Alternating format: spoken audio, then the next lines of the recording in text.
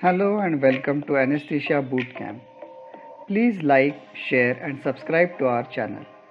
This is the part 2 of the discussion on the Bainbridge Reflex. A question may arise in the inquisitive minds that the effects of the Baroreceptor Reflex and those of the Bainbridge Reflex seem to be contradictory considering the fact that the triggers are similar. But before proceeding, have a look at the Baroreceptor Reflex. The revision may help you understand the preceding discussion better. The link is in the description box. Let's consider a situation where a patient is receiving a bolus of IV fluid.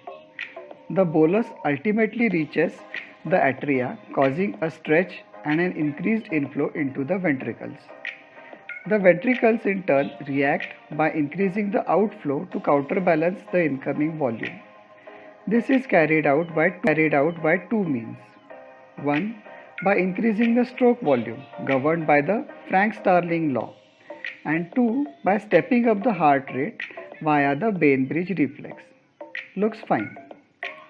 But in our day-to-day practice, we have seen something opposite. On administration IV bolus, the heart rate usually settles down to a lower level. This occurs under the influence of the baroreceptor reflex. Hence, like you see, we have a contradiction at our hands. Let's look at the problem more closely. The point to note in the latter example is the pre-existing tachycardia. This raised heart rate that existed prior to the IV bolus signifies hypovolemia. So, the key lies in the volume status of the patient. IV bolus to a hypovolemic patient activates the baroreceptor reflex as the volume status returns to a normal baseline level.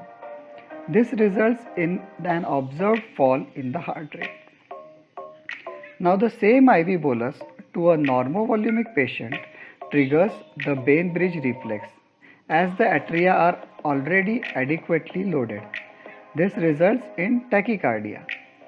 In short, Bainbridge activation depends on the pre-existing baroreceptor activity and, more importantly, the volume status of the patient. Also, when it comes to a competition between the two reflexes, the baroreceptor reflex gets a greater say in the direction of the heart rate. So, baroreflex is the badass among the two. That brings us to the end of this discussion.